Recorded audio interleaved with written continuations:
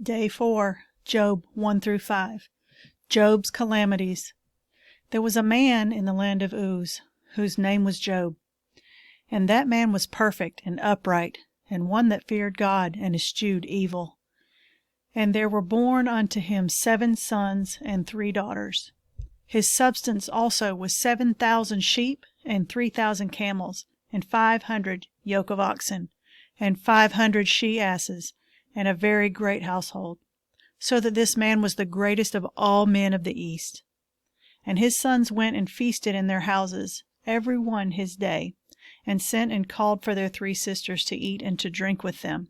And it was so, when the days of their feasting were gone about, that Job sent and sanctified them, and rose up early in the morning, and offered burnt offerings according to the number of them all. For Job said, It may be that my sons have sinned, and cursed God in their hearts. Thus did Job continually. Now there was a day when the sons of God came to present themselves before the Lord, and Satan came also among them. And the Lord said unto Satan, Whence comest thou? Then Satan answered the Lord, and said, From going to and fro in the earth, and from walking up and down in it. And the Lord said unto Satan, Hast thou considered my servant Job, that there is none like him in the earth, a perfect and an upright man, one that feareth God and escheweth evil? Then Satan answered the Lord, and said, Doth Job fear God for naught? Hast not thou made an hedge about him, and about his house, and about all that he hath on every side? Thou hast blessed the work of his hands, and his substance is increased in the land. But put forth thine hand now, and touch all that he hath, and he will curse thee to thy face. And the Lord said unto Satan, Behold, and all that he hath is in thy power. Only upon himself put not forth thine hand. So Satan went forth from the presence of the Lord. And there was a day when his sons and his daughters were eating and drinking wine in their eldest brother's house. And there came a messenger unto Job, and said, The oxen were plowing, and the asses feeding beside them, and the Sabines fell upon them, and took them away. Yea, they have slain the servants with the edge of the sword, and I only am escaped alone to tell thee. While he was yet speaking, there came also another, and said, The fire of God is fallen from heaven, and hath burnt up the sheep and the servants, and consumed them, and I only am escaped alone to tell thee. While he was yet speaking, there came also another, and said, The Chaldeans made out 3 bands, and fell upon the camels, and have carried them away, yea, and slain the servants with the edge of the sword, and I only am escaped alone to tell thee. While he was yet speaking, there came another, and said, Thy sons and thy daughters were eating and drinking wine in their eldest brother's house, and behold, there came a great wind from the wilderness, and smote the 4 corners of the house, and it fell upon the young men, and they're dead, and I only am escaped alone to tell thee. Then Job arose, and rent his mantle, and shaved his head, and fell down upon the ground, and worshipped, and said, Naked came I out of my mother's womb, and naked shall I return thither. The Lord gave, and the Lord hath taken away. Blessed be the name of the Lord. In all this Job sinned not, nor charged God foolishly. Again there was a day when the sons of God came to present themselves before the Lord, and Satan came also among them to present himself before the Lord. And the Lord said unto Satan, From whence comest thou? And Satan answered the Lord, and said, From going to and fro in the earth, and from walking up and down in it. And the Lord said unto Satan, Hast thou considered my servant Job, that there is none like him in the earth, a perfect and an upright man, and one that feareth God and escheweth evil? And still he holdeth fast his integrity, although thou movest me against him, to destroy him without cause. And Satan answered the Lord, and said, Skin for skin, yea, all that a man hath will he give for his life. And put forth thine hand now, and touch his bone and his flesh, and he will curse thee to thy face. And the Lord said unto Satan, Behold, he is in thine hand, but save his life. So went Satan forth from the presence of the Lord, and smote Job with sore boils from the sole of his own foot unto his crown. And he took him a potsherd to scrape himself withal, and he sat down among the ashes.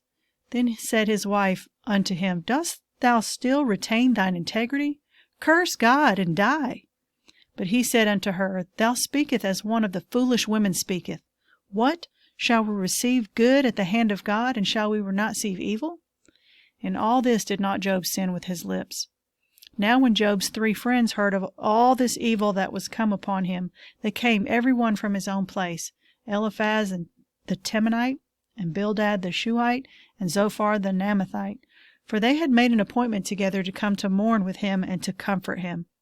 And when they lifted up their eyes afar off, and knew him not, they lifted up their voice and wept, and they rent every one his mantle, and sprinkled dust upon their heads toward heaven. So they sat down with him upon the ground 7 days and 7 nights, and none spake a word unto him, for they saw that his grief was very great. Job bewails his birth. After this opened Job his mouth and cursed his day. And Job spake and said, Let the day perish wherein I was born, and the night in which it was said, There is a man-child conceived. Let that day be darkness. Let not God regard it from above, neither let the light shine upon it. Let darkness and the shadow of death stain it. Let a cloud dwell upon it. Let the blackness of the day terrify it. As for that night, let darkness seize upon it. Let it not be joined unto the days of the year. Let it not come into the number of the months. Lo, let that night be solitary. Let no joyful voice come therein. Let them curse it that curse the day, who are ready to raise up their mourning. Let the stars of the twilight thereof be dark. Let it look for light, but have none. Neither let it see the dawning of the day, because it shut not up the doors of my mother's womb, nor hid sorrow from mine eyes. Why died I not from the womb? Why did I give up the ghost when I came out of the belly? Why did the knees prevent me, or why the breast that I should suck? From now should I have lain still and been quiet. I should have slept. Then had I been at rest, with kings and counselors of the earth, which built desolate places for themselves, or with princes that had gold, who filled their houses with silver, or as in hidden untimely birth I had not been, as infants which never saw light. There the wicked cease from troubling, and there the weary be at rest. There the prisoners rest together, they hear not the voice of the oppressor. The small and great are there, and the servant is free from his master. Wherefore is light given to him that is in misery, and life unto the bitter in soul, which long for death, but it cometh not, and dig for it more than for hid treasures, which rejoice exceedingly and are glad when they can find the grave? Why is light given to a man whose way is hid, and whom God hath hedged in? For my sighing cometh before I eat, and my roarings are poured out like the waters. For the thing which I greatly feared is come upon me, and that which I was afraid of is come unto me. I was not in safety, neither had I rest, neither was I quiet. Yet trouble came. Eliphaz rebukes Job. Then Eliphaz the Temanite answered and said, If we essay to commune with thee, wilt thou be grieved? But who can withhold himself from speaking? Behold, thou hast instructed many, and thou hast strengthened the weak hands. Thy words have upholden him that was falling, and thou hast strengthened the feeble knees. But now it is come upon thee, and thou faintest. It toucheth thee, and thou art troubled. Is not this thy fear, thy confidence, thy hope, and the uprightness of thy ways? Remember, I pray thee, who ever perished being innocent? Or where were the righteous cut off? Even as I have seen that they that plow iniquity and sow wickedness reap the same. By the blast of God they perish, and by the breath of his nostrils are they consumed. The roaring of the lion and the voice of the fierce lion and the teeth of the young lions are broken. The old lion perisheth for lack of prey, and the stout lion's whelps are scattered abroad. Now a thing was secretly brought to me, and mine ear received a little thereof. In thoughts from the visions of the night, when deep sleep falleth on men, fear came upon me, and trembling, which made all my bones to shake. Then a spirit passed before my face, the hair of my flesh stood up. It stood still, but I could not discern the form thereof. An image was before mine eyes. There was silence, and I heard a voice saying, Shall mortal man be more just than God? Shall a man be more pure than his Maker? Behold, he put no trust in his servants, and his angels he charged with folly. How much less in them that dwell in houses of clay, whose foundation is in the dust, which are crushed before the moth. They are destroyed from morning to evening. They perish forever without any regarding it. Doth not their excellency, which is in them, go away? They die even without wisdom. Call now if there be any that will answer thee. And to which of the saints wilt thou turn? For wrath killeth the foolish man, and envy slayeth the silly one. I have seen the foolish taking root, but suddenly I cursed his habitation. His children are far from safety, and they are crushed in the gate.